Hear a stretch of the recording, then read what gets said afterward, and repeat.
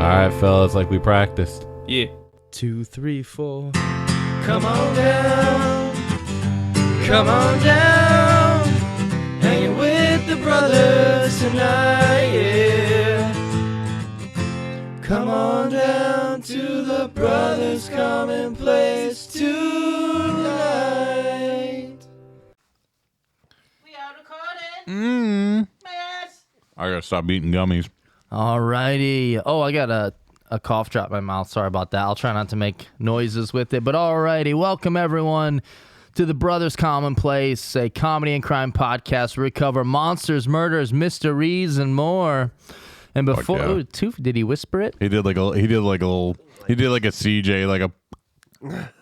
I forgot to check your guys' mics. I'll check them while we do the intros. Yeah. And before we get into today's episode, I want y'all to meet my favorite, the Big Game Boys. Fuck yeah. Dude, big gay boys. Yeah, that's me. It's Tim. Hey, how you doing? Fuck yeah. What's going on, guys? This is Tim, or Alicia Keys, as they called me when I was a locksmith. Hell yeah. What up, everyone? This is the Newcastle big boy, the singing swordsman himself. It's Speds. Fuck Hell yeah. Love that. And it is your boy Kev, a.k.a. the diamond-handed dirty dog. And, I guess, hey, Mom, what you do? Oh, you're coming downstairs to see the podcast? Oh, fuck Hey, yeah. what are you doing? Twerking hard or hardly twerking, Mom? Shake it. That's it. She's good.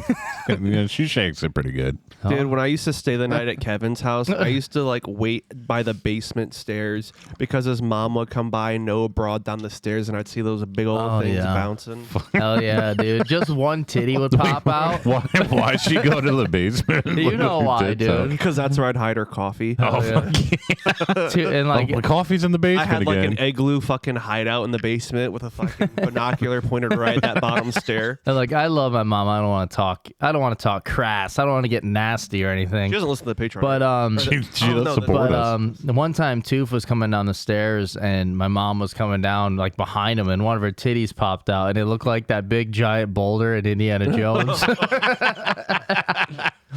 yeah. It looked like Katamari Damacy because I fucking clung onto it and rolled around with it. Fuck yeah. So alrighty, guys, let's get into this episode. I hope. Wait, did we do everything? Yeah. Okay. Oh, real quick before we start, we have a Patreon, so you get a bonus episode every week. $2 or $5 you sign up for, and every time we get a new member, we shout everybody out. So we will be giving shout outs at the end of this episode. Oh, hell yeah. And Toof, you want to do our disclaimer real quick? Yeah, Toof. Yeah. Hey, fucker. Welcome to the podcast. We are a comedy crime podcast. Repeat it in your head. Repeating, of course. Comedy crime. So we are going to do some dark humor where we are making fun of every and all. No holds barred. Everyone's a target, except if they're innocent, and then that kind of sucks. Yes. Yeah. Of course. We still do target them sometimes. Yeah.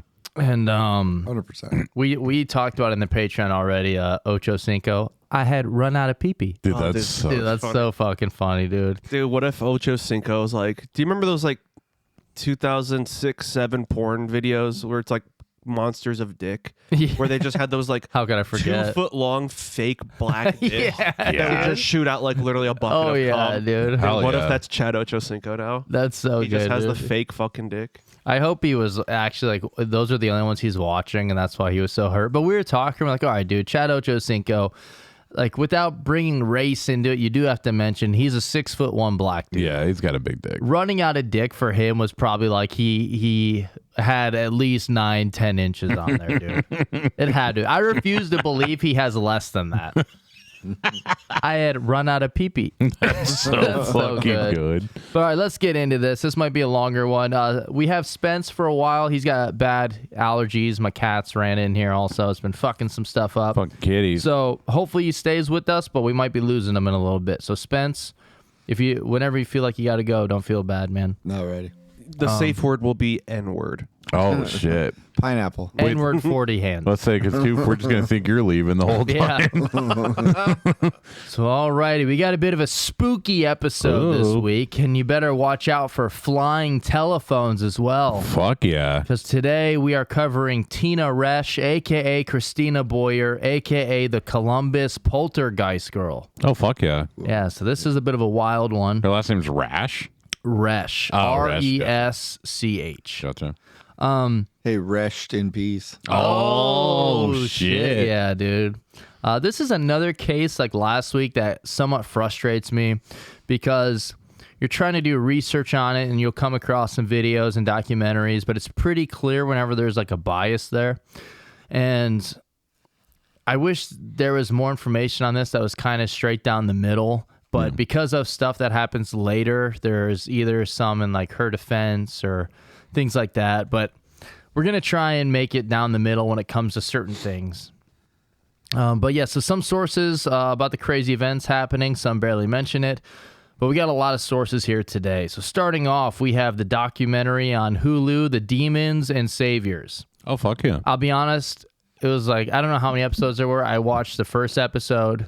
Is it all about her? Or is it At least 3 episodes were. Okay. I only watched the first one. was it not very good?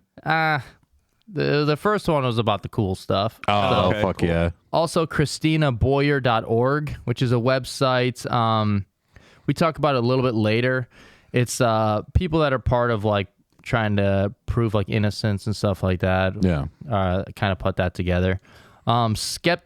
SkepticalInquirer.org, which is pretty good. Unsolved Mysteries. Oh, hell However, yeah. the episode for this is not online, even though like all the episodes are. This one's not available on the streaming. Oh shit! Columbus Monthly, Oxygen.com, and 10minutemurder.com, which 10minutemurder.com is someone that does like a podcast possibly, but it had some information on there. We pulled some quotes and stuff.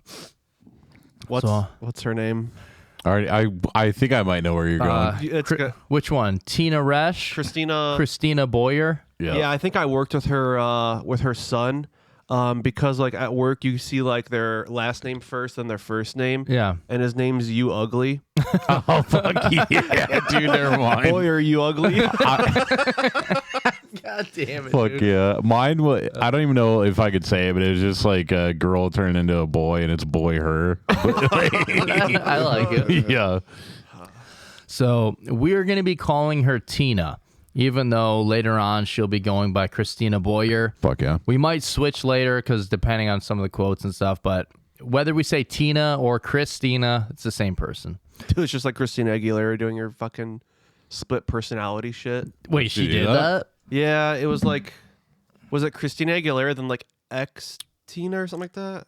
I don't What the remember. fuck? Like Christmas? I remember one time during Big Daddy where Adam Sandler made a speech and he made a joke about Christina Aguilera going bald and changing her name to Christina Have No Hair. Wait, that happened? I swear to God.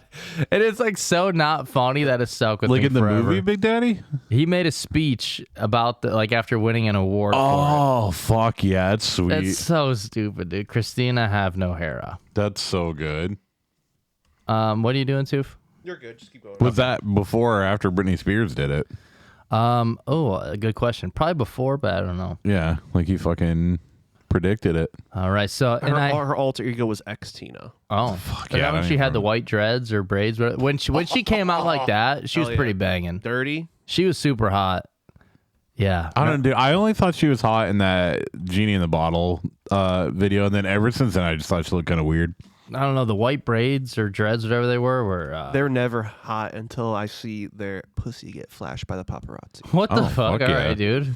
That is a good rule. I also Yeah, I mean that means two things. I'm hot though. That's pretty cool. Yeah, I was the paparazzi. So yeah. Hey, I see you're dating a new girlfriend. Is she hot? Well, I don't know yet. It depends. I gotta wait for the paparazzi to Yeah. come out. God damn it, dude. This is such a Patreon thing, but have you guys seen the Liam Neeson pissing himself stuff? Yeah, dude. No. Okay, got it. This is Google a it. This is a Liam Neeson has been caught pissing himself in public multiple times. God damn it. He gets super drunk and pisses himself. Okay, dude. Yeah, this is so good. Dude, so I have a sore throat, and I've been saying like how it's gonna be hard for me to make it through all this. I think, and laughing like this does not help. Why does Liam Neeson piss his pants? Dude, the Reddit. That's what I'm on.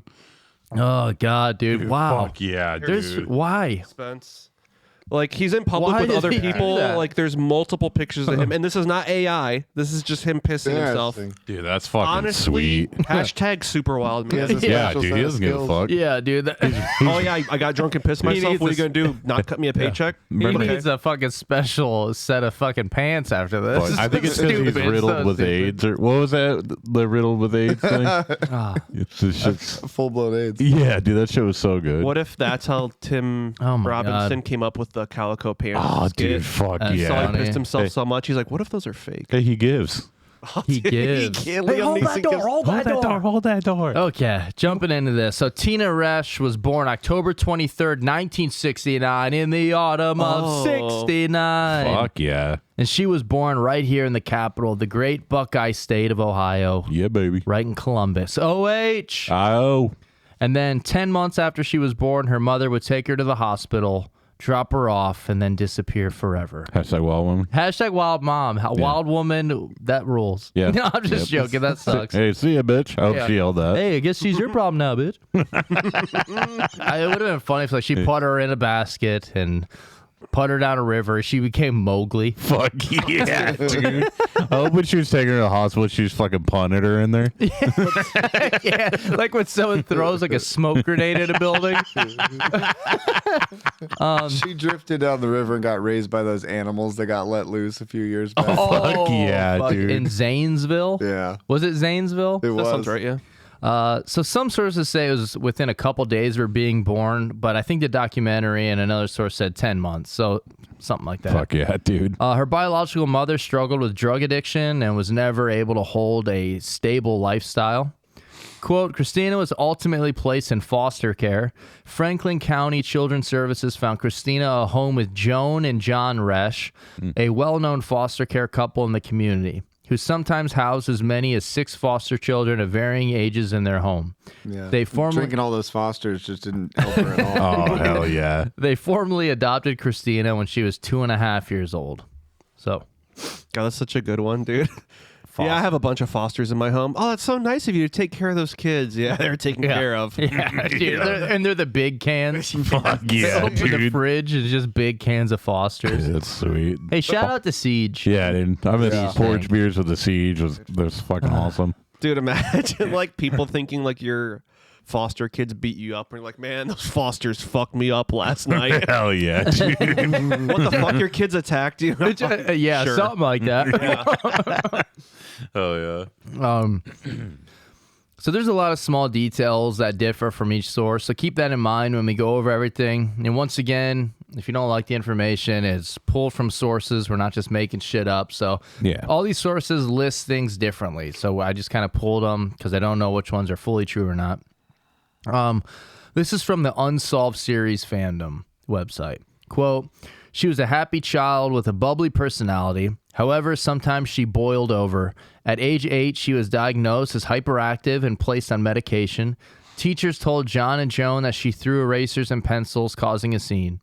Interestingly, they never saw her do so, but they were certain that she was behind it.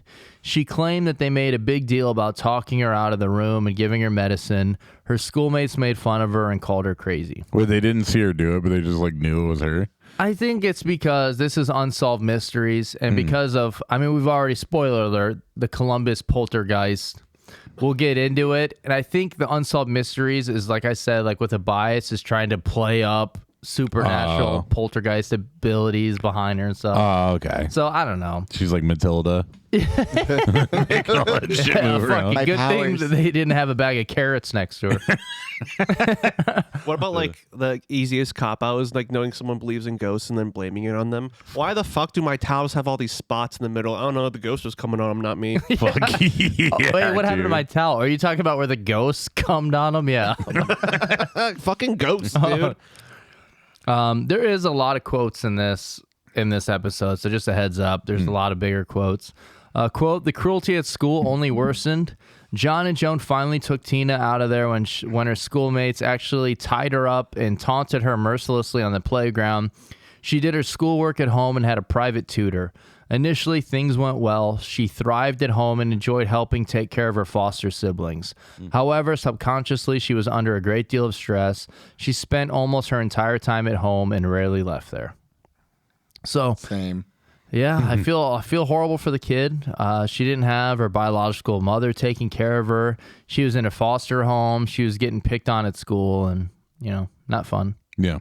At the age of 12, she told her adoptive parents that her foster brother had been molesting her, and the parents did not believe her, and they slapped her in the face. Oh. So he's like, yeah, my foster brother is molesting me. No, he's not, liar. Yeah. They slapped him. No, he didn't, bitch. I hope that, I don't actually hope, but I mean, joking wise, like the dad slaps one side, the mother slaps the other. You lying bitch. They punt her back where her fucking mom left her. Like, get back there, bitch. So if you're wondering if she was telling the truth about that, we'll find out later. But yeah, her brother ends up going to jail for other sex crimes. Fuck. So, yeah, wow. And then he would commit suicide. Oh. So I believe her. I'm sure he did this it. dude looks like a fucking child molester. Yeah. This would have been in the 70s, right? Because then you say she was born in the 60s? 69. She was born in 69. Oh, so it would have been early 80s? Okay. Yeah, so very horrible life so far. She claimed that growing up in the home, she was abused emotionally, physically, and sexually.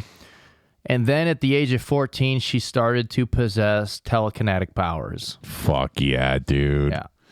Like at this, like right here, because I'm sure it gets worse, but like right here, I get it. Like, Yeah. like your life's fucking sucks. Like, might as well make up that you have powers. That's the thing. Wouldn't make up. Yeah, exactly. Yeah. Yeah, my bad. It's like you're a foster child. You don't have your mother, your family around. You're in a house with up to 6 other kids. You probably don't get any attention. Yeah. You're getting abused a lot. School's not any easier. So you probably are looking for attention, you know what I mean? Or you are, you have telekinetic powers. Right. Yeah, that's more likely. Quote, the Resch's daughter Tina, then 14, seemed to possess telekinetic powers that cause objects to move of their own accord, sometimes violently. Her parents, at a loss for what to do, called Columbus Dispatch reporter Mike Hardin, whom they knew because he'd written about them before. Hardin visited the Resch's with photographer Fred Shannon and began to write about Tina and the bizarre happenings around her. The glass of a framed picture appeared to shatter in her hands, a lamp flew off of a table next to her, and most famously, a telephone appeared to fling across her lap in a photo caught by Shannon. I will be bringing up the photo evidence in a minute. Oh, hell and yeah. I will let you guys decide whether or not you think it's real. Dude, guarantee it's like the dumbest shit ever. Yeah, that's safe to assume if you don't believe in telekinetic powers. Do you have any James Harden jokes? Or I was waiting for him because No, I didn't. Mike Harden knows. No. Yeah. He travels a lot. That's fine. You step back. It takes them forever to get everywhere with all the step backs, dude. Fuck yeah. From ChristinaBoyer.org, at age 14, Christina says she noticed strange things happening around her, seemingly without her control. Plates, chairs, and other objects appeared to mysteriously move and shift when she got angry or upset. When local reporters and news outlets learned of these events, they began to visit her home with the hopes of capturing an unexplainable event. The news labeled Christina the Columbus Poltergeist Kid. Hell yeah. Poltergeist came out in 1982. So none of this was happening until 1984 or so. No. Nice. So right after she probably saw the movie. Yeah. Did they fucking build a house on an Indian burial ground too? Dude, being named after something after the movie came out was so funny. That's why it sucks when they call me the Ashland Bukkake kid. Yeah, it's yeah. like it was just out of nowhere. All of a sudden, the room would shake, and then loads would just start getting blown yeah. all over his face Hell and in yeah. his mouth. Yeah, I don't know. I don't know why, but they started calling two for radio. Hey, coach, it's me, radio. That shit's so funny, dude. Have you there's like a edit of like Radio doing the shopping cart thing, and it's like it transforms into like the Jackass shopping cart skit in the beginning of one movie. It's so fucking good. I saw the one where it's like him riding, and then it just shows the planes hitting the fucking tower. It's so fucking funny. Yeah. God, yeah. So her family and close friends believe that a demon or evil spirit was in the house or connected to her. So they get a priest to come over to the house and do like all the dumb shit, like the exorcism and everything. Who cares? I hate this. This is in fucking Columbus. I hate this shit. Anytime there's like, I hate this shit. Like, oh yeah, we brought you. There's an exorcism. Yeah, the ghost is fucking gone. We won. Like, who's doing exorcisms in fucking Columbus, Ohio? What about being an apprentice and getting trained to do exorcisms? Yeah. I mean, that'd be sweet. During the exorcism, the priests, they weren't enough. They weren't strong enough. They weren't powerful enough. They said while they were doing it, they could hear objects flying around in the kitchen. And they're like, you know what? It was wild, so they left. So in the words of Toof's dad, guess you're on your own, bitch. Fuck yeah, dude.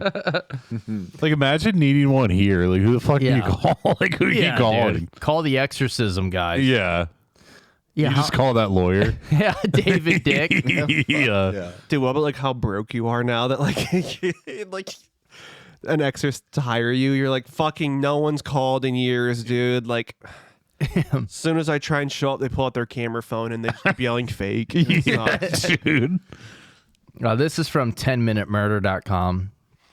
Quote, an astonishing number of people believe Christina and believe that she had this gift. So they're either saying like the house is possessed or like there's like an evil spirit or something, but they believe that it's connected to her, like it's latched onto her. As word got out, the media, parapsychologists, and paranormal investigators arrived by the dozens, all for their chance to examine the Columbus Poltergeist kid. She was even featured on the popular TV show Unsolved Mysteries. I did say poltergeist because it was now mostly accepted that Christina was haunted by a poltergeist, who was in turn reacting to her anger and frustration by moving inanimate objects around her. So apparently there's a bunch of bizarre and unexplained things happening in the house, very poltergeist-like activities. Telephones were flying around, and like she said, like picture frames would fall and shit like that. So I'm going to show you guys the photo. Okay. If you're ready. If you think you can handle it. Yeah, I'm pretty scared. You can't handle the truth. You can't handle the tooth. Oh, shoot. That means you're going to have to turn off the big game. Wait. Who took this photo? There was a photographer that in the room for Columbus, I think, that took this photo. So, yeah, and Spence's joke is so fucking good. We got to turn off the big game. So we got like the Super Bowl. It's not on yet, but it's 5:42 right now, so getting ready to watch it. But because Super Bowl is trademarked, like all like the companies that are like selling chips and snacks and stuff, they can't call it the Super Bowl if they're not officially licensed. Fuck so yeah. they're all like, yeah, get your snacks for the big game tonight. Hell and they have yeah. to keep calling it the big game and stuff. How trademarking is so fucking dumb with stuff like that. Like, remember when LeBron tried to trademark Taco Tuesday? Yeah. Like, dude, Like, fucking, it's been you around didn't for so fucking invent Taco Tuesday, Yeah, motherfucker. Do you know who owns a bunch of trademarks for the word three-peat? Pat Riley. Dude, that's so fucking funny. The Kansas City Chiefs had to make a deal with Pat Riley in case they win, so they can use the word three. Dude, hell yeah. He, like, They trademarked can't like do it. 10 versions of it. Yeah, they can't do it legally. They had to like go talk with them. That's sweet. What if he So also good. trademarked 3 count? Oh my god, dude! that'd be I can't even talk about my favorite wrestling stable anymore.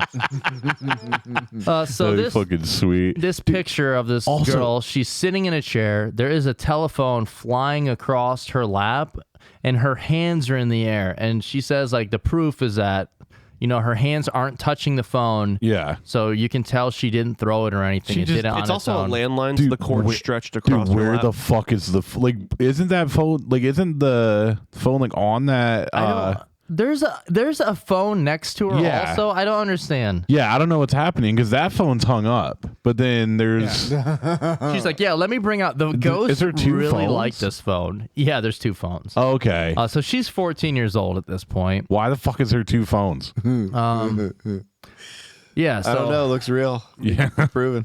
Her dad is 2 Chainz. Fuck yeah, Two dude. phones, dude. So telephones are apparently flying around all the time. Phones would levitate, frame pictures would shake and fall off the walls, lamps and vases would fall off shelves, televisions, clocks, and other appliances would turn on and off, and they said that even when they would unplug it, they would come back on. Fuck yeah. Bunch of wacky, wild shit. I'm just going back to the phones, but if that one breaks, they just need to go back to Radio Shack to get new. Yeah, dude, back then they could, dude. So keep in mind, this is happening to a 14-year-old girl in a foster family. She has suffered abuse for most of her life. She was picked on at school.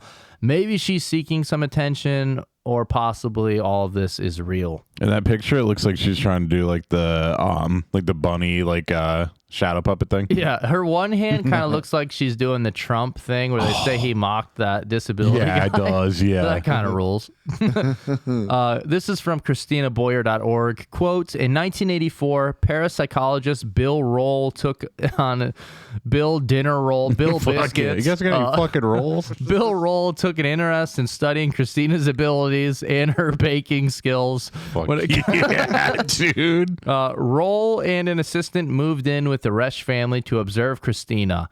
This parapsychologist is like, yeah, I have to observe her so much. I'm moving in.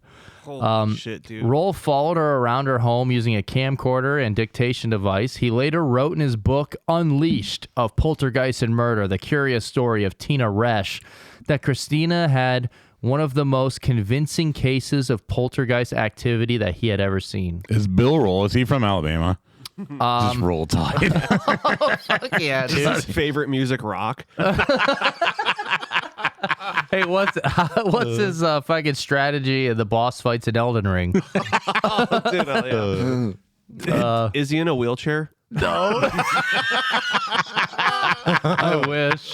Hey, what's his favorite rock catchphrase? Fuck yeah. Oh, man. Dude,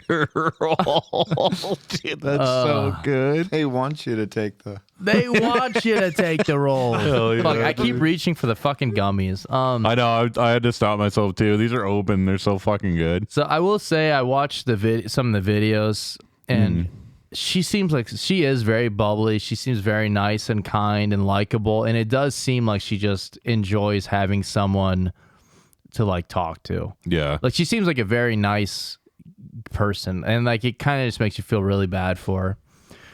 Quote, a local reporter was asked to investigate, and soon the case drew not only worldwide media, but prominent expert believers and skeptics. The former was William Roll, director of the Psychical Research Center in Chapel Hill. At the time, a media darling known for promoting and verifying paranormal phenomena. Yeah, I'm the one who says that the paranormal stuff's real. Yeah. Let me be the one to fucking verify. No, that ghost, that's a fake ghost, but that's a real ghost. Like I heard he's like, this one's fake. That's not the way I roll. He puts on shades and somersaults out the door. Oh yeah. Yeah, so verifying paranormal phenomena. The later was CSICOP's own Amazing Randy. The Amazing Randy fucking rules. Fuck yeah, dude. He's like this old dude. While Roll was welcome and trusted by the family, too trusted as it turned out, Randy was denied access to the haunted house.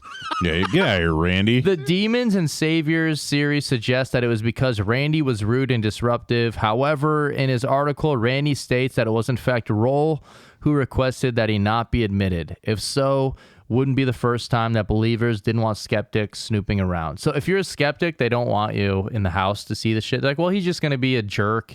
He's going to be a fucking loser. I think he was like, I will give you $10,000 if I can come in and find real activity going on, and they didn't want him in the house. Fuck yeah. Okay, then, like, come on, dude. But he was also standing outside the house in a cape, I think. Oh hell So, yeah, I mean, dude. Hashtag wildman. You expect any less from the Amazing Randy? Yeah. Yeah, he fucking ruled. I hope there was like a giant A on the back of his cape, like fucking Superman, which is amazing, Randy. Dude, imagine him fucking you. Dude, fuck yeah, And you dude. just hear the cape flapping. He turns on like Hear a the cape powerful fapping. fan, so the Oh, cape dude, is yeah. always flying. I heard when Bill gets there, they always play that riding dirty. Did you see me roll? Oh, fuck yeah. Oh god damn it. All right, so here is a big quote again. Quote, Randy makes an appearance in the series, and the narrative is quite dismissive of him, portraying him uncharitably as a showman and dismissive debunker, a word he, like me, avoided. Though not allowed to do a proper full investigation, Randy did review photos and videos of the events that proved damning. Randy concluded that I find it much more reasonable when objects fly about the room in the vicinity of an unhappy 14-year-old to suspect poor reporting and observation rather than a repeal of the basic laws of physics.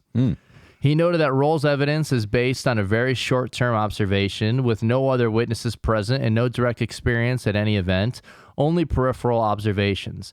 His data consists of uncorroborated witnessing of a very few events, which he admits took place out of his direct line of sight in times when he was unable to anticipate them. Nevertheless, Roll gushed about the amazing evidence he'd collected, doing media tours, giving talks, and eventually writing a book about it, Unleashed of Poltergeist and Murder, yada, yada, yada. And according to this source, it said Tina was promised but denied profits from that book. Oh, shit. That's fucking awesome. Yeah, so whether or not she was making up all the wild poltergeist activities, she was bringing in a media circus. Yeah.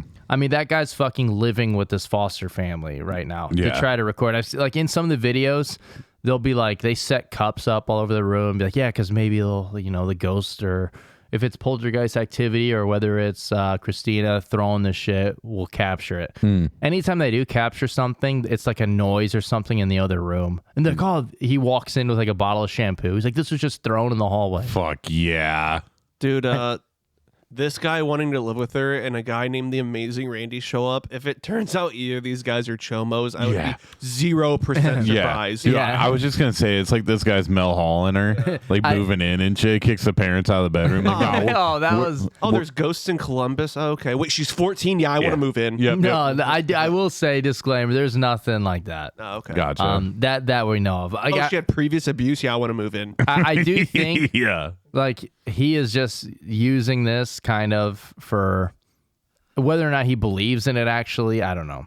The Amazing Randy is an actual magician, and he's someone who likes to debunk people that do hoaxes and stuff. Yeah. So that's why they don't want him anywhere around. Imagine they're in the house and they're like, we hear sounds, and it's the Amazing Randy outside making them, like, flapping his cake. Dude, hell yeah. That'd be fucking We fucking sweet. hear the ghost. We hear you, ghost. Talk He's to out us. there like levitating and shit. Yeah, Dude, he does the Magneto fly. So back to the photo. It shows Tina sitting in the chair with her hands up and the cord of telephone flying across the room. Very intriguing evidence. However, some believe all this to be real, some don't. But, quote, then evidence emerged that would officially debunk the haunting. Oh, hell yeah. The camera crews for WTVN TV on Cincinnati were smart enough to leave the cameras rolling as they packed up their belongings. So this crew was hanging out in the house for a long time, like trying to see stuff. And they weren't seeing anything, so they were like going to leave and stuff, I guess. So they set their cameras, their headphones, everything down on the ground, and she was sitting on the couch, but the cameras were still rolling, and this is what they caught. Oh, shit. Yeah, dude. I hope it's... I'm actually like super excited. Oh. Just her farting. Wait, did she knock it over? They'll show it in slow motion. She's sitting on the couch. She puts her hand into it and grabs the lamp and flings it and acts like it happened on its own. Yeah. Hell yeah. Yeah, that's pretty good. Hashtag wild woman. So, yeah, hashtag wild woman. Quote, when the videotape was examined later, it showed Tina waiting until no one was watching, and then she reached up and pulled a table lamp toward herself, simultaneously jumping away and making a series of bleated noises as she acted terrified. So that is so fucking good. She's like, when people aren't looking, she's like flinging shit around and stuff and pretending it's telekinesis and shit. That's fucking awesome. Yeah, that's hashtag wild yeah, kid. that's sweet. Oh, thank you, Toof. Like, it's not even really her fault. Like, maybe pay attention to her and she wouldn't do shit like this. There's a part in the documentary. We're going to talk about a lady later whose name is Jeannie. Or Is she in a Janie. bottle? I dream of her.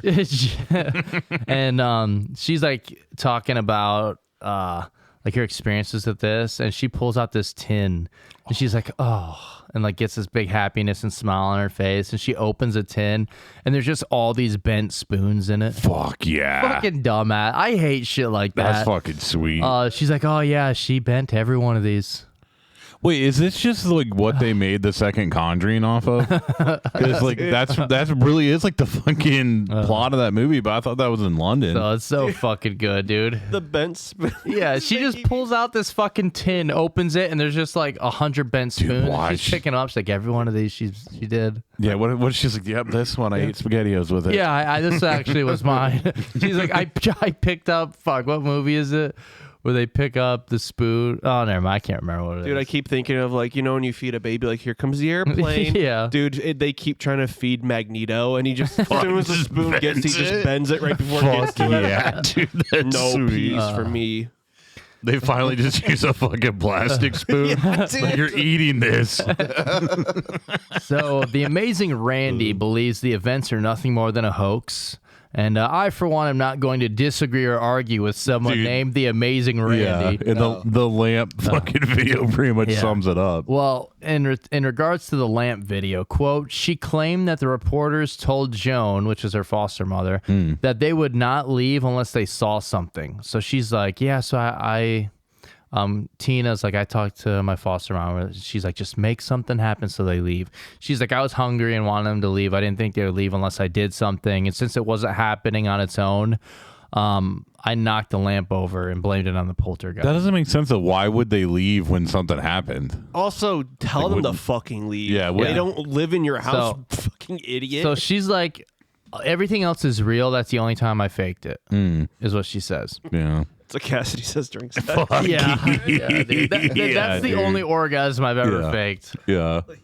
Like, yeah, Cassie, you keep saying that, though. You've said that every time.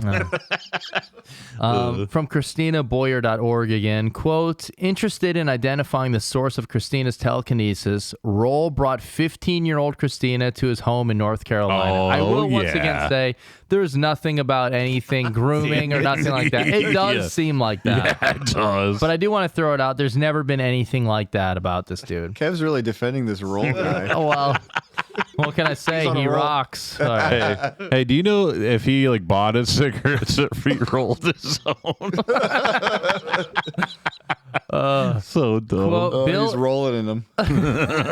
quote, Bill introduced Christina to Jeannie Legel, a psychiatrist and experienced hypnotherapist, as well as a group of paranormal researchers. Fuck yeah. During her time with Roll and Legel, Christina underwent brain scans, saw therapists, and participated in parapsychology in a parapsychology conference.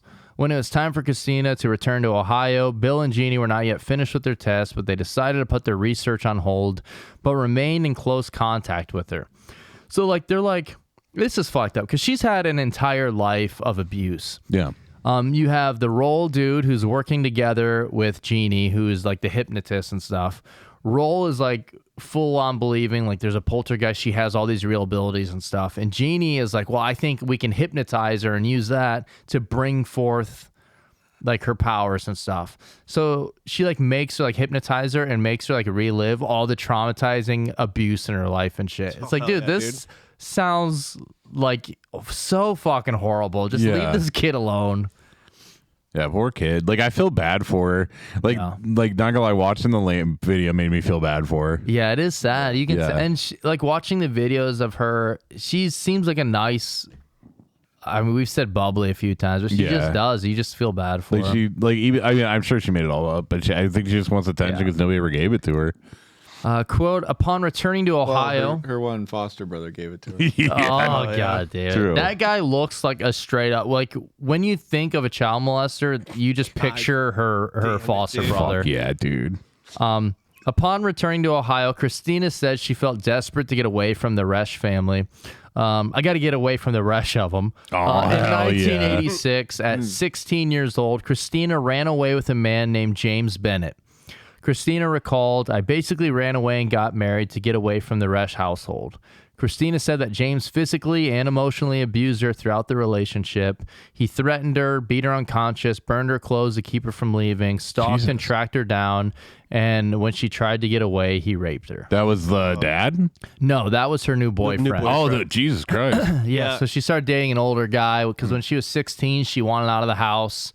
And some sources say she was kicked out. Some say she just wanted to get away from there, and she started dating an older abusive guy. I heard they kicked her out because she kept saying her favorite movie was Resch Hour. Oh, dude, fuck yeah. Do you guys know what she did to her family What? when she left? She ghosted them. Oh, yeah. Quote, after several failed attempts, Christina managed to escape. She moved in with a roommate and had a brief relationship. This is after she escaped from her Abusive boyfriend. yeah, and I think she married that guy. Yeah, she married that dude. Damn it, dude. Like at 16?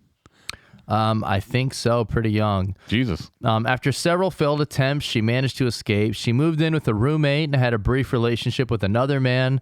However, Christina was still married to James, and she explained that he continued to stalk and harass her from afar. Damn. Christina's mental health rapidly deteriorated. She was depressed and struggled with an eating disorder. Eventually, Christina ended up in the hospital because she could not keep water down, and then she learned that she was pregnant. Oh, fuck. Oh, damn. Yeah, she's still fucking super young. Yeah. She's a teenager still. So like we said, pretty rough life so far. She's dealing with abuse of some sort for all of her life. Now she's pregnant, and she would end up having a baby girl and naming her Amber. She then tried to turn her life around. She would get a new job and a place for the two of them to live. I don't know if this is true. This is from the Skeptical Inquirer. So like the Christina Boyer org website is one that is in like defense of her and stuff. And then the Skeptical Inquirer is kind of like the opposite. You know what I mean? I wish there was just a straight down the middle. Wait, are there people like against her? Like, There's stuff that happens later. Yeah. So, wait, I'm kind of just hoping she murders that idiot, but even then, you shouldn't be against her. so I don't know if this is true. I She didn't. throws the lamp at him. Fuck That'd be yeah. awesome. I haven't seen this anywhere else, but, quote, by 1990, needing money to support herself and her infant, she turned to prostitution and once again in contact with Roll, who later wrote, was observing and documenting her impressive ability. So apparently... What? The impressive abilities at prostitution? No. Oh, apparently... hell yeah, dude. Yeah, how was apparently how were her you abilities documenting had it, Bill? come With back. his camera. He's documenting her. He just has to pay every night. Fuck yeah, dude. So...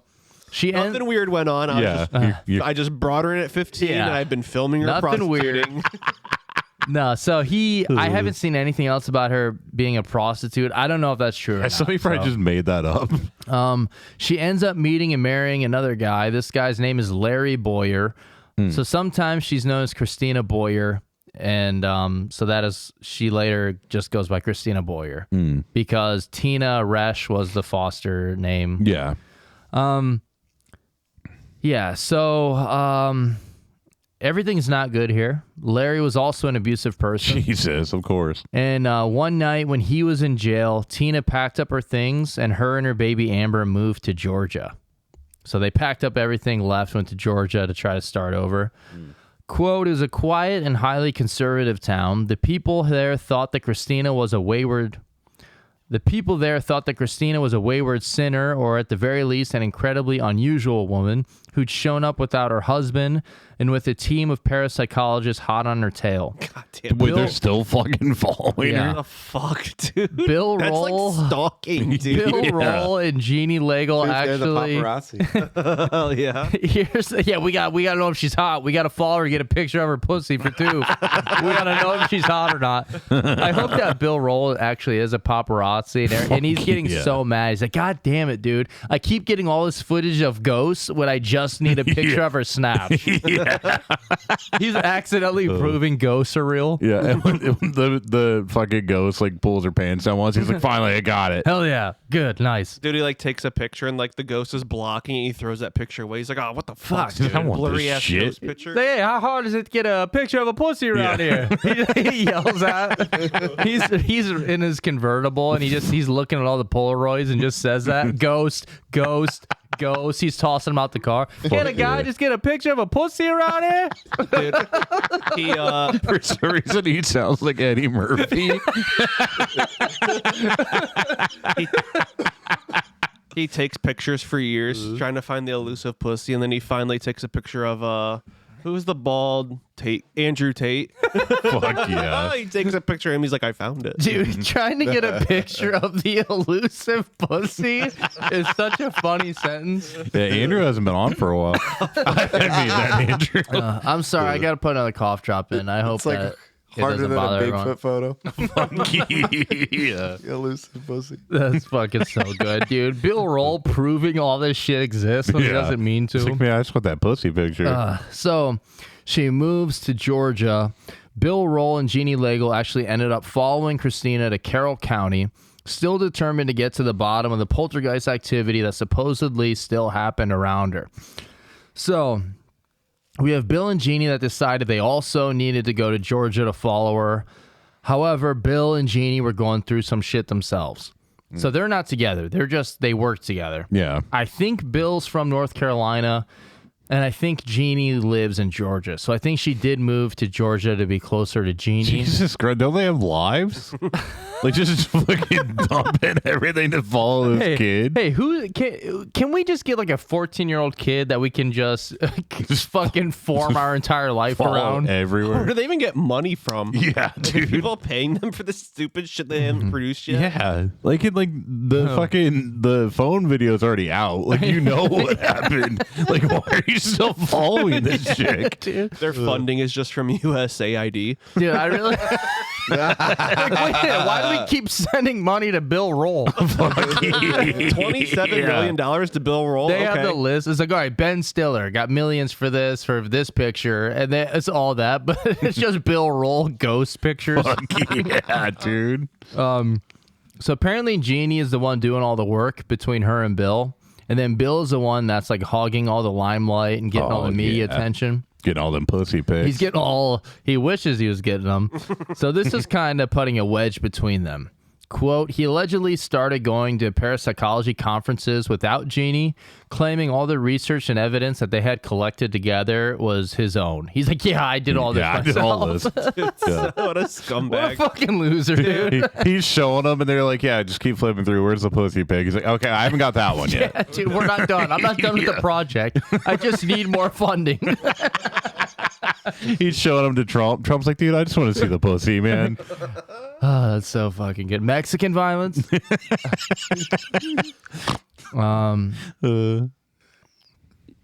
What did he say to that lady? Like, live peacefully? Yeah, he's like, Yeah, it's a dude. lovely, lovely accent. I love what you're saying. And the problem is I can't understand it. And then he just says, Good luck. he says, good luck. Like, may peace be. Have you seen that video? Dude, this is one of my favorite fucking It's Trump. Trump videos, Just Trump dude. being fucking awesome. Oh, it's already. Dude, I turned my phone on and it was the last thing we watched. So it's Dude, just full yes. screen. Okay. That's okay, yeah, please. Taliban, because I'm an Afghan journalist, Afghan Safed woman. Any comment about Afghanistan? What's your future plan for Afghan people, especially Afghan? I have a little hard time understanding you. Where are you from? Actually, it's a beautiful voice and a beautiful accent. The only problem is I can't understand a word you're saying. But I just say this. Good luck. Live in peace. Live in peace. Dude, I think he's like talking about Gaza here and everything. Fuck yeah. Just good luck. It's so Good fucking luck. I'm funny. probably deporting you, but good luck. So once again, sources differ here, but I think that Jeannie's living there and Bill Roll is coming down from North Carolina. I think. But quote, when I moved to He's Carrollton, rolling on down. Oh yeah. when I moved to Carrollton, I felt between a rock and a hard place because I didn't really have a safe place to go with Amber. Carrollton was a safe place. I really wanted to come down and get away from everything, and I really thought we'd be able to make a new start. But this is a very conservative place. You're in the South, and they see her come down. She has a small child with her who's just very young. She's young. She's married, but they don't see a husband with her. Yeah. And then she has like paranormal investigators around her and shit. They're kind of like, like, what the fuck? Imagine that in the South. You're like, what the fuck is this? In the Bible Belt? Dude, does she know that they're following her? Yeah, because God damn, that would be so funny. Yeah, dude, I thought it was kind of like that SpongeBob episode where he's like, I think somebody wants to sell me something, and like the two guys in suits like behind that building. Like, that'd be fucking sweet.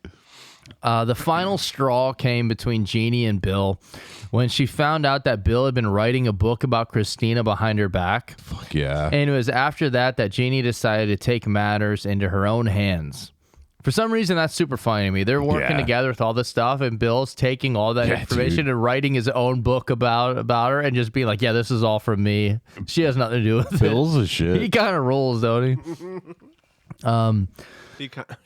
So Jeannie then, she approaches Christina, and she's like, you know what, Bill's working against us. So she struck up a deal where Jeannie would write her own book about Christina and their research, and Christina agreed to help her. In return, Jeannie paid Christina $5 an hour to type up her research notes, and the two of them got to work. The extra money helped Christina out around the house, and it was a house that now had more mouths to feed. And then Tina finds a new guy. His name is David Heron, and he also has a daughter around the same age as Amber. Is he also abusive? Well, if it was, that's his middle name would be Red. Red. Red Heron did Fuck it, dude. yeah. We're gonna. That's a big question that comes up later. Oh, okay. So David and his daughter, some sources say they're living together in a trailer. Other sources say Amber and Christina live in their own trailer, and then David and his daughter live in their own trailer somewhere else. Okay. So I don't know. There's a lot of like stupid conflicting information like that. However, whenever Tina's working, Tina goes to Jeannie's house and types for her, gets paid to type shit for her for the research and the book she's working on. And then how you're making a living typing up research notes for $5 an hour, I have no idea. I would almost say that's probably more than minimum wage back then, right? And it's only $7 now. I mean, it's early 90s. Yeah. I mean, I don't imagine she's typing for 40 hours a week. I don't know. Who fucking knows? Yeah, who knows? Who cares, dude? Bill, when you got someone with the name of Bill Rolls constantly feeding you fucking dinner buns. He's fucking rolling the dice on her. So whenever she's working with Jeannie, David's going to be looking after the kids. So Tina is working with Jeannie and earning money, typing up research notes and all that shit, working on the book together, and then David is watching the kids. Oh, wait, so he doesn't work? No, he lost his job. Well, he's an attorney in Mansfield. Oh, yeah. No, he lost his job recently. Fuck yeah. Dude, Quote, David Dick, dude. Quote, Christina and Jeannie described Amber as a hyperactive child. Christina recalled that Amber often had toddler injuries, scrapes from sidewalk falls, bruises from tricycle tumbles, and bumps from trips down the stairs. Christina said she often reminded David that Amber and Ashley were very different kids. Ashley's David's daughter. Ashley could sit alone quietly and color, while Amber needed much more supervision. Yeah. On April 14th, 1992, Christina left Amber in David's care for the day so she could go transcribe notes for Jeannie, and when Christina returned home 6 hours later, she found that Amber was dead. Oh, what the fuck? Her 3-year-old daughter. Shit. Yeah. Okay, I'm going to turn the Super Bowl stream on. It's a weird moment in the story to turn that on, but here we go. Oh wait, We need Amber. something to bring us down from that pick me up. I was gonna say Amber was dead. Once you get too close to fucking Patrick Mahomes. The big game. The big game. Hey, you guys watching the big game tonight? Fuck yeah. All right. So this is why Dude, we should trademark the big game. that has to be trademarked now. I bet it is. Yeah, dude, Triple H should. So depending on the sources, you get incredibly different versions of the day.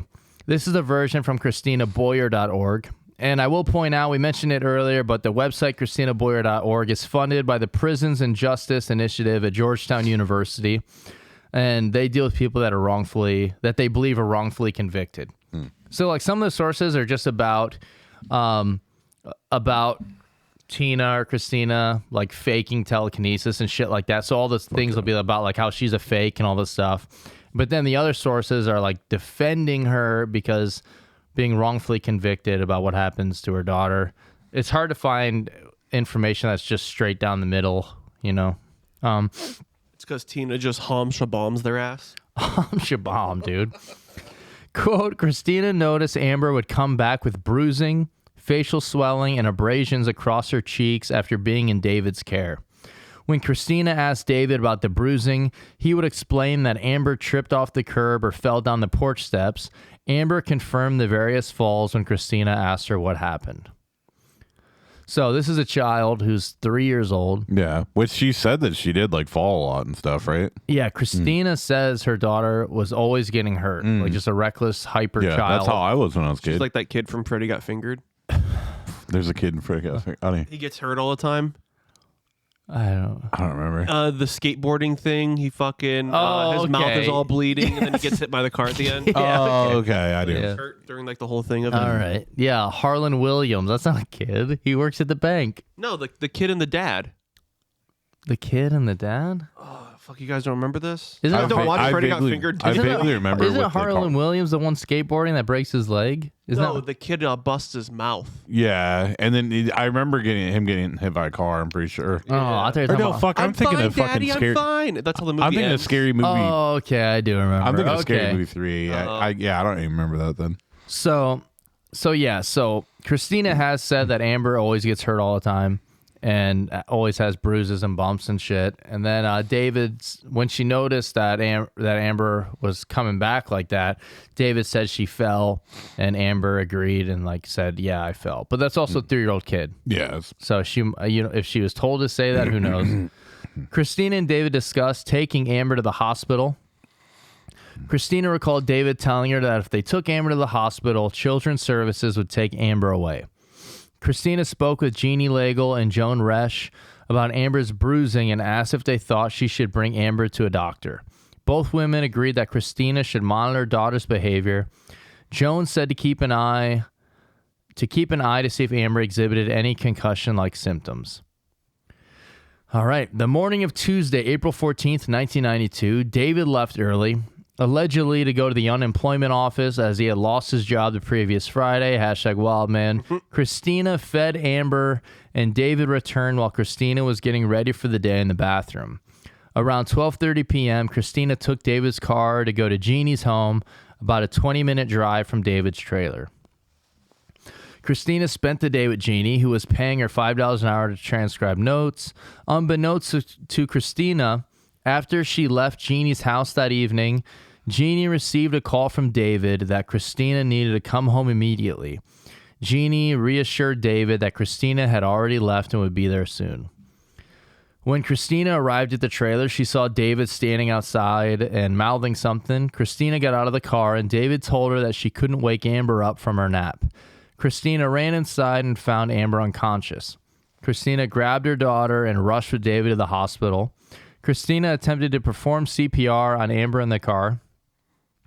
This next part's a little fucking dumb. On their way to the hospital, the two briefly stopped at a roadside payphone to call Jeannie to ask her to meet her at the hospital. What the fuck? Maybe stop at the fucking hospital. Yeah. Like maybe get your daughter there first. I don't want to be mean, but it's like, Hey, do me a favor while we're stopping. You want to go to that Sonic? I'm pretty fucking hungry. oh, hey, they got a Rowley's here. Can I check my lotto ticket number real quick? When those hospital bills are going to be expensive. Better get some scratch offs. Yeah, dude. They go to the DMV and Might as well get some new plates while we're out and about. They expire soon. God damn. When they pulled up to the emergency room entrance, and before David even stopped the car fully, Christina grabbed Amber and sprinted inside. She screamed, "My baby isn't breathing." A nurse ran over and placed Amber on a stretcher and wheeled her into an operating room. Once Amber was in the care of the attending nurses and physicians, Christina broke down, shouting at David, "What happened?" David just kept saying, I'm sorry," shaking his head. Later that evening, the nurse emerged from the operating room and told Christina that Amber had died. fuck. That is from ChristinaBoyer.org. Yeah. That sucks. I mean, it sucks anytime a child dies. What the fuck? Okay, for a second, I thought John Hamm was singing the national anthem. Dude, hell He's just yeah. talking into a mic. Jeez, I'm sorry That'd be about that, fucking guys. sweet, dude. I don't know why you would stop at a payphone. If I'm trying to rush my child to the hospital, I'm not going to stop at a payphone. Yeah, why? Like they stopped. Like it wasn't anything that helped the kid. It's just like, hey, meet me at the hospital. Yeah, because the hospital doesn't have phones. Yeah, they don't. Yeah, why would they have them there? Yeah. David's just singing that "Sorry" song by Stitches. Dude, fuck yeah, dude. I was gonna crack a joke about. That's fucking funny, Sven. I was gonna crack the Dime song. Oh, okay, fuck yeah. I was gonna crack a joke about Jesse running in and telling him to check for rice and poisoning.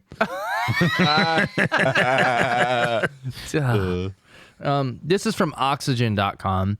Christina wasn't watching Amber at the time of her death. She had gone to work on April 6th, leaving Amber in Heron's care for 6 hours, according to the Advocate.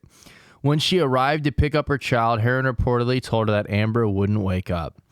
At that point, I jumped out of the car, ran to her room, and she was lying there under the covers. She had a foul odor to her mouth. I put my head to her chest, but I heard and felt nothing, Christina recalled. I yanked the covers, scooped her up, and ran for the car, screaming, "She's not breathing, drive." Amber was declared dead at the hospital, where Christina was immediately arrested and taken into custody on charges of child abuse. What the fuck? Though she denied the allegations, authorities said they had evidence that she had beaten Amber, according to the Advocate. Then, just as she was due to face trial on charges of murder and child abuse, Christina entered an Alford plea to murder in exchange for the death penalty being taken off the table. Though Christina maintained her innocence, she said, per the Rome News Tribune, "I'm not guilty of beating Amber. I'm guilty of not taking her to the hospital." Heron later faced trial and charges of murder and child abuse following testimony from Christina and medical experts. A jury acquitted him of murder and found him guilty of child abuse. He was sentenced to life in prison and was released on parole in 2011, according to the Advocate. Wait, They acquitted him on murder? They didn't. So we'll get into it to explain it. So as soon as she took her to the hospital and stuff, she gets arrested immediately. Yeah. For child abuse, and like they're saying like you killed her, and they wanted to get the death penalty. Keep in mind she's 21 years old. Jesus. She's fucking terrified and scared. So they have to have some crazy evidence. And she had a court-appointed lawyer, I think. That is why there's like an innocence project, the ChristinaBoyer.org website. And I think I read that like even the lawyer's like, look, even though you're innocent, I think you should take the Alfred plea. So it's where you pretty much plead guilty, but you're not saying you're guilty. So it's like it takes the death penalty off.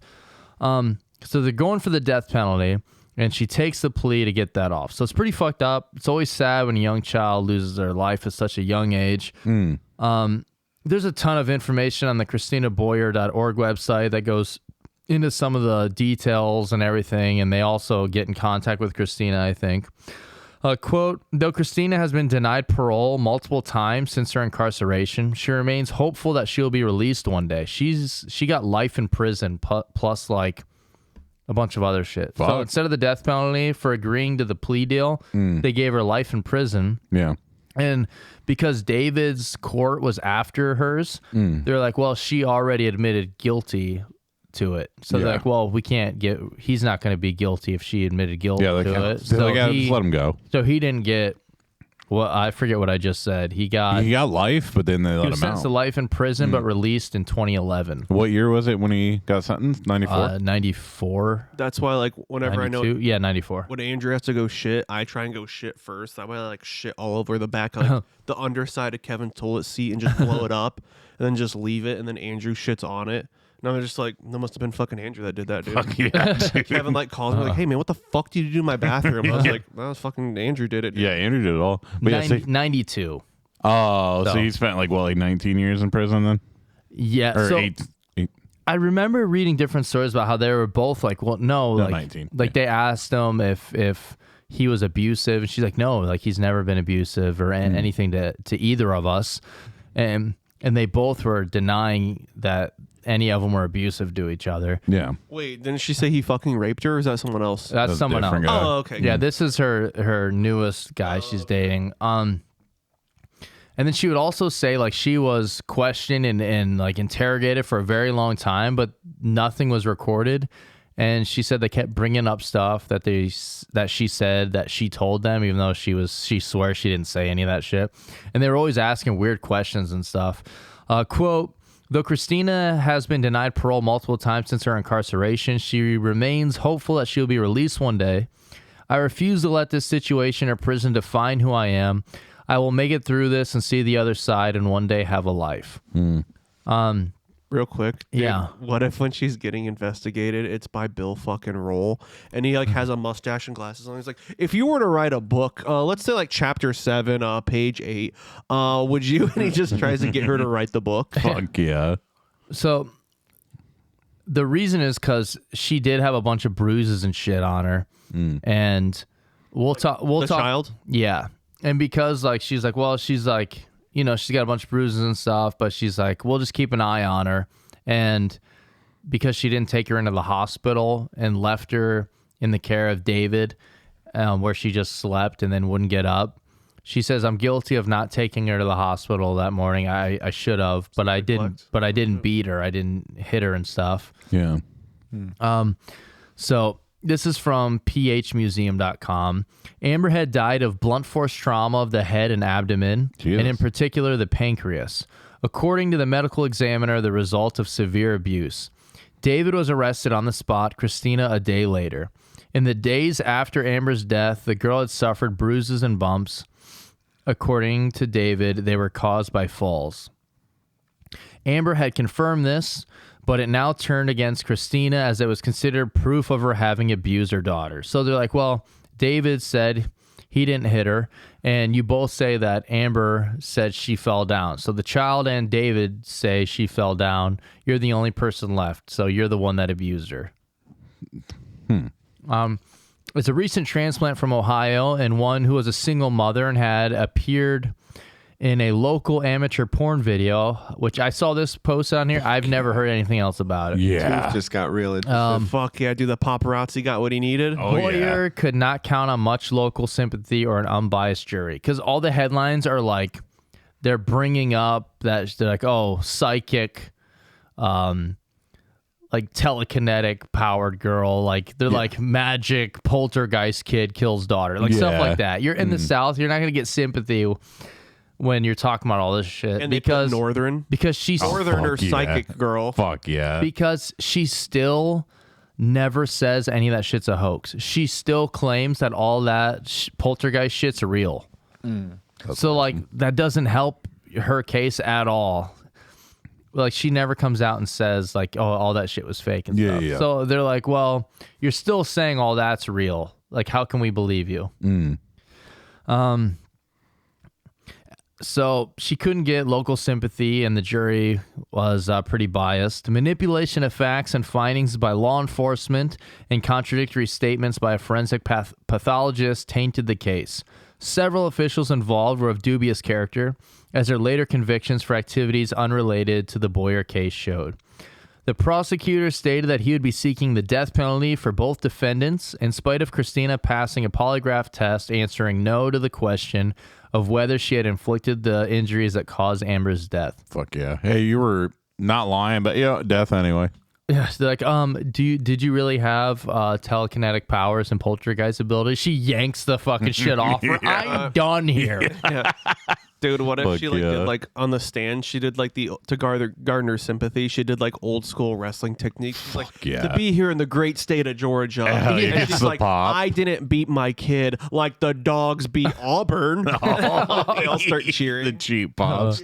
But dude, Kev, like you said, like she rips the stuff off her, but she tries to make it seem like the poltergeist did it. Yeah. She's like, what's over there? And they look, she flings it up. Like, this wasn't me. But there is a lamp super far away, and she runs over and knocks it over and runs Fuck back. yeah. They put the hidden cameras, and like before the court starts, they see her like walking with a fog machine and plugging in under her chair. Hell yeah. Quote. Sits on a whoopee. How about How about the biggest witness we have? The ghost. It's one of those deflated, like wacky, inflated Hell car yeah. salesman thingies. But dude, that's one thing. What's making that move? That's What one is thing. it? They should I'm have over fucking. here. They should have done like, all right, well, okay, if you say that that's real, make something move, or we're giving you the death penalty. Oh, dude. Like that's what they should have done. Though it's like, and the judge for this case is the amazing Randy. She's like, fuck. You're like, God damn it. Yeah. Do they tell her to make something move so she fucking queefs and all the dudes' dicks move? That's it. What the fuck? How'd it get hard? She's like, all right, I have one more witness, and she like pulls her pussy out for Bill roll. She's like, or Bob, whatever the fuck his name is. She's like, finally, here's the picture. Right. Just Here's get what me you out. Everyone wanted. goes blind from the flash on his camera. It's the biggest flash ever. He's like, I don't care what her bail is, I'm paying it. Quote, with this sentence hanging over her head and with little confidence in her court-appointed lawyer, as well as being under the influence of incorrectly prescribed antipsychotic drugs, Fuck yeah. Christina didn't dare leave the case for a jury to decide, and therefore accepted an Alford plea, a little-used form of plea deal which allowed her to maintain her innocence while accepting her sentence. The judge sentenced her to life imprisonment for murder, with an additional 20 years for severe abuse causing the injuries to Amber's pancreas. And you said, like, if you just plead guilty, you get the death penalty? Well, the case was a death penalty case. All right, because I'll say, like, it seems like you might as well just say guilty instead of the fucking Batman Butler But, shit, like, dude. Fuck yeah. she has to try to say it in his accent. Master Bruce. I'm not guilty, Master Bruce. Master Bruce. During David's trial, a few months after Christina was sentenced, new information came to light that cast serious doubt on her guilt. First, testimony by the forensic pathologist in combination with David's testimony implied that if Amber had been hit on the head, it almost certainly would have happened during the last 6 hours approximately of Amber's life. Because remember, she dropped her off Yeah. and was gone for 6 hours working. Yeah. That's why I was wondering why they thought it was her. She wasn't even there. When only David was the one in the child's presence. Yeah, so she wasn't even there. But David and Amber both said that her injuries were from her falling on her bike. And they're like, well, if that's not true, if that didn't happen. But Amber and David said that the only person left is Christina. I'm not saying agreeing with her, but that's their reasoning. Yeah, It's like if David didn't do it, it had to have been her. Yeah. Many years later, several European medical experts came to the same conclusion. On the basis of the autopsy report, the postmortem photographs, and the relevant witness statements, they confirmed that the fatal abuse could only have taken place after Christina had left for work. They're like, those previous bruises and stuff wouldn't have done it. The fatal blow had to have happened within the last 6 hours. In addition, during David's trial, the forensic pathologist testified, contradicting his original autopsy report, that the injuries to Amber's pancreas were not fatal and probably would have healed even without treatment. Oh, damn. David's trial resulted in a conviction and a 20-year prison sentence for aggravated child abuse, and he was released in November of 2011. Yeah, so that's why a lot of people are like, she deserves like a retrial Yeah. and stuff. Because, yeah, she wasn't there. At home, yeah. So, and she's like, yeah, I should have taken her to the hospital that morning, but I didn't kill her. Like, how did she, like, was she not okay in the morning? Like, that's what I don't understand. I Like, think the morning was when she she saw saw, like, that the she was bruised, but her daughter and David both said she fell down the steps or wrecked her bike. I don't remember. But like, if she just has bruises, like, if they didn't look that bad, like, why would you take her to the hospital? Yeah, I don't know. Like, I used to like fuck myself up. Like I had stitches like multiple times as a kid and stuff like that. But like, Dude, you know, I was hit by a fucking car and my Yeah. parents didn't take me to the hospital. yeah, they're like, you're fine, Kev. I was knocked unconscious. I remember waking up All on they the did was pay me. Yeah, didn't your dad get in the car and say, "Damn it, I should have drove faster"? I heard him in the other room. He's like, God, sorry, Sheba, he lives. Hey, But yeah, Sheba, this time I'm gonna take the truck. Yeah, I was hit by a car and it like knocked my shoes off me. I remember waking up on the ground and just my shoes were off and everyone was around me. Fuck yeah. And I remember seeing the car and that was it. So I Yeah. remember like seeing the car and then, Dude, I have the stupidest made up scenario. yeah. Am I allowed to say like the one Farlow kid's name? No. All right, so we're Farlow is like we're private investigators, and they find him like dead, and like they're like we don't like some like weird. There's like a succubus killer. They found his nuts completely drained, and we think that's what killed him. They're like they can't figure out what happens. And as soon as they leave, me and Kevin are the private investigators, and Kevin's like, "Yeah, I already know what happened." And he fucking just walks over and hits the eject button on the fucking VHS. And fucking American Gladiators pops out. He's like, "God damn it, he went too far." Fuck yeah, dude. That's fucking good. Just humping the floor. All right. What was the last thing I said? I don't remember. He got released in like 2011 or some shit. Oh, okay. This is from allthat'sinteresting.com. Sorry there's so many quotes in Oh, this. was our podcast on there? Oh yeah. Quote, according to case files reported on by journalist Jan Benning, the case against Boyer and Heron rested almost entirely on whether Boyer had been covering up abuse from Heron. Prosecutors argued that if Boyer had taken her daughter to the hospital sooner, when she first noticed signs of bruising, that Amber's life could have been saved. However, the medical examiner who conducted Amber's autopsy testified that the girl could not have suffered the fatal blow in the morning before her mother left. She would have started acting strange within 15 to 30 minutes, not 6 hours. Sorry, I have another cough drop in. I know it's kind of annoying. Dude, what the fuck is happening on here with all these? They're like holding the pictures. Please let Andrew's picture be on here. Though she believed she was innocent, Christina Boyer's court-appointed lawyer suggested she take an Alford plea in order to avoid the death penalty. Boyer, who was taking antipsychotics, antidepressants, and sleep aids, agreed. She was sentenced to life in prison, and detectives on the case believe that her decision to take an Alford plea impacted how people viewed her, which is true. Yeah. People just saw that she's like she took that like, oh, she's guilty. Yeah. And that is how like her how David was Got like, off. well, we can't say he's guilty also if she's guilty. Yeah. So, And it was like probably him that did it. and quote, personally, I think if the jury hadn't known that she pled guilty to homicide, they would have found David guilty, one detective said. Yeah. If his jury hadn't known she had pled guilty to murder, he would have gotten life. Dude, imagine like in the interrogation room, he's like talking to his lawyer. He's like, "Yeah, I'm just gonna plead guilty and everything. Like I did it." And the lawyer's like, "Well, try and defend you as best they can." And like the cop comes in, he's like, "All right, she just pleaded guilty." He's like, "She just did what? What?" It's like the fucking from Jaws when he's like, it's a tiger shark. And he's like, oh, what? Fuck yeah. So Then he she turns into Goofy from Scary Movie. Fuck Takes yeah. off the mustache and fucking walks to the car and starts walking better.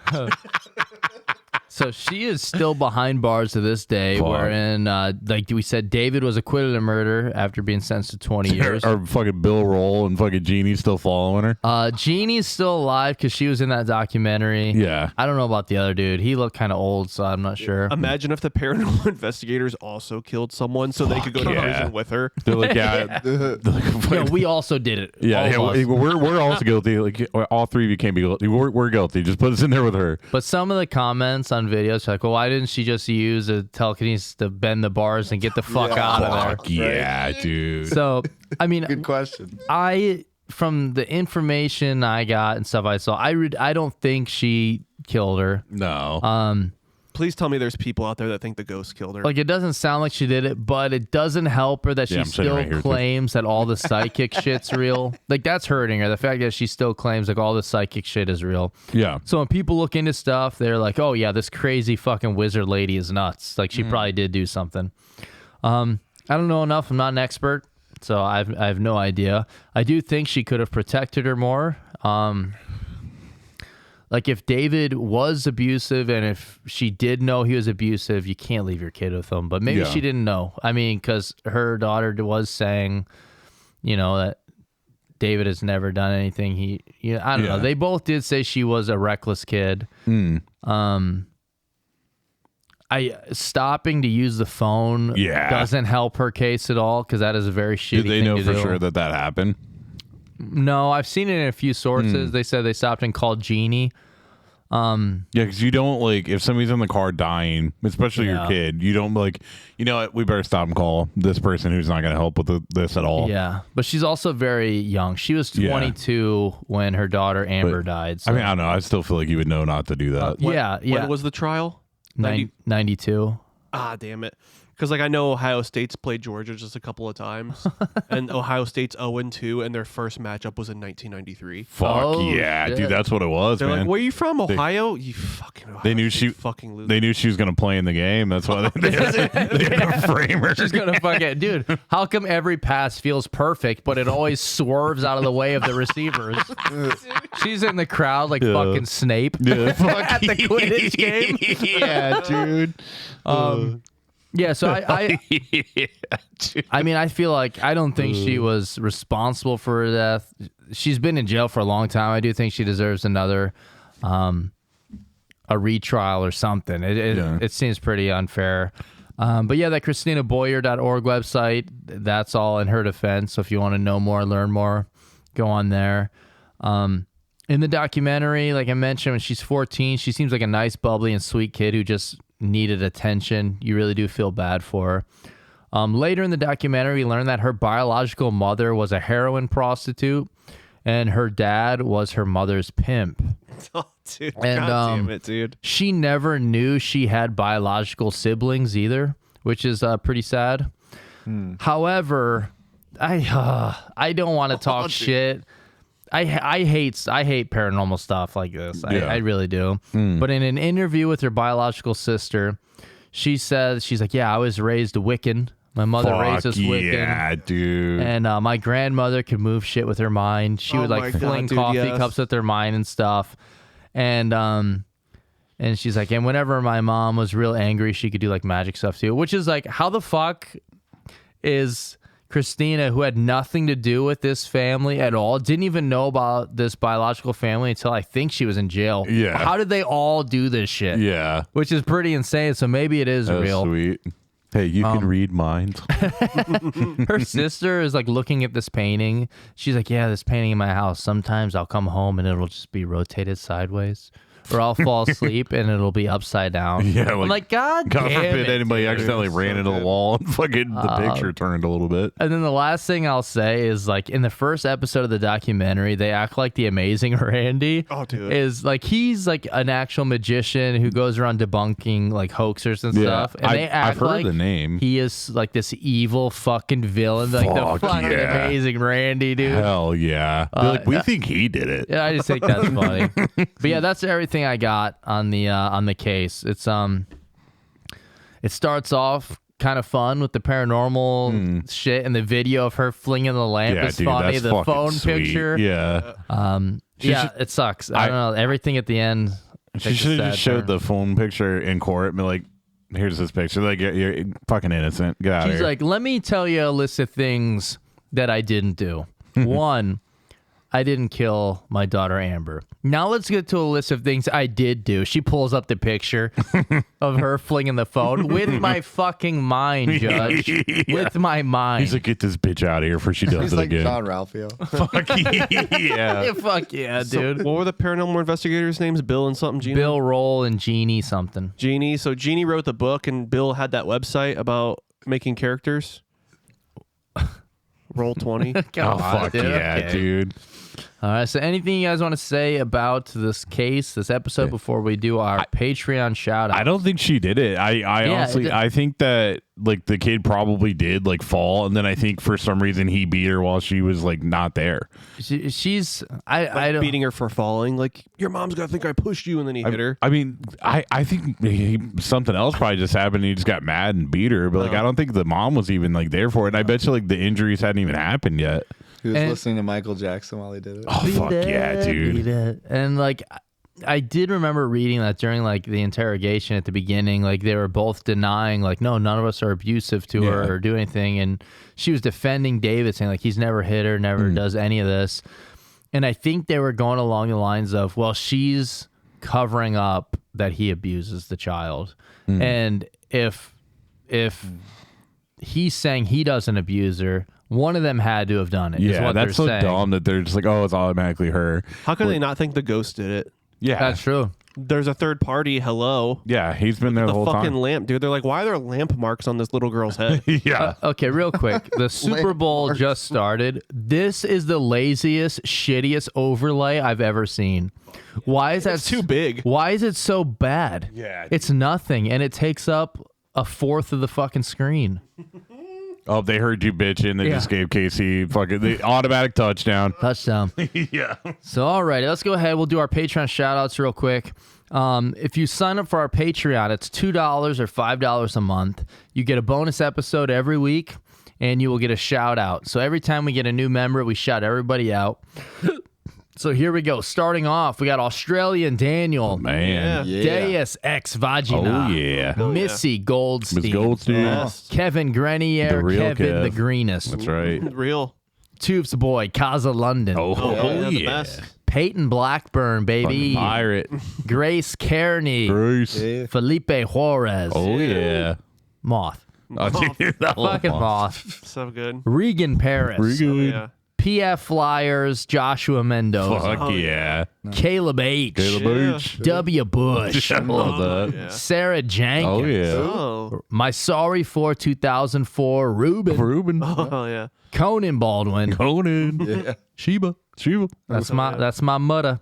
We got Liz. Liz. We got Tim Prime. Oh, that idiot. Hugo Stiglitz. Oh, yeah. I love Our that. boy Jordan Rice. Jordan. Yeah. Our other boy Austin Stevens, Hell Fuck yeah. which he's gonna come for an episode one Yeah, day. that'd be sweet. Yeah. Talk Oh, with. he's gonna come. He'll be coming. I'm all right. I'm Hell, coming. I'll be driving. Hey, I'll be driving. He'll yeah. find out about Bokaki the hard way. Fuck yeah, so Austin, dude. talk with two. Figure out a day he'll be here, and we'll have you. Dude, if Dylan's not around, he should have to do the fart one. They could both do. I think Dylan comes back home next week. Dude, hell Next yeah. week or the week after. Miss you, Dylan. We miss you, Dylan. We miss that sexy mustache. It's so sexy. We got Trin Green. oh, Drew. Yeah. We got Jordan Thompson. Fuck yeah. We got Corn Shirt. Oh, yeah. We got JT. JT. Dude. We got Rob Palenko. Fuck yeah. Rimmel Popimmel. I love that. Oh, yeah. Man, that's a good lineup right there, back to back. Rob Palenko, Rimmel Popimmel, Yeah. Kylo Ren. Fuck yeah, dude. Followed by my boy Boobin. Boo. Next up, we got Shelby Massey. Shelby. Oh. Hell yeah. Trav Rockwell. Oh, yeah. It rocks so well. Amanda Nilsson. Oh, yeah. Ooh. Then we got Dan. Fuck Hell yeah. yeah. Hell yeah. And then we got two more. Vagina. Yeah. Fuck yeah, dude. Vagina all the way. Horse And then last but not least, our newest one, we got Chris. He is our newest Okay. follower, Fuck yeah. Chris Thank you, Oaks. Chris. Okay. And when I open the email, I can see his picture, and he looks jacked as fuck. Fuck Oh, yeah. so hell yeah, where- dude. Do we know him? Where'd I he don't come? know who it is. Hell but yeah. You can see his picture right here, jacked as fuck. So Chris Oaks, you are now the official bodyguard of the Brothers dude. Commonplace, Yeah, dude. you We and need E. you. Yeah. I'm tired of getting my ass beat. He's got to so- fight E for that, right? Oh, and E, dude. Fucking Big E. Fuck yeah. All right. So if you want to get a shout out like these fine people, sign up for our Patreon. You can get a bonus episode. I think we're halfway to our goal of 300. Dude. Once we get to 300, we're gonna film random movie skits and scenes like the snails. Dude, on 4th and 2. Sorry, Philly threw it on 4th and 2. Oh, flag, of course. dude, Of come fucking on. course. All righty. Spence, do you have it in you to close her down for us? Yeah, thank you all for listening.